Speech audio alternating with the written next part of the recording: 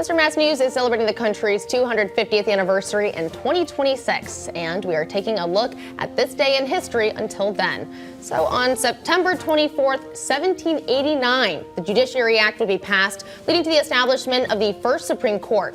President Washington would nominate 6 men: John Jay, John Rutledge, William Cushing, John Blair, Robert Harrison, and James Wilson as the inaugural justices. Now, these 6 men would be appointed to the positions on September 26th of the same year. Western Mass News returns right after the break.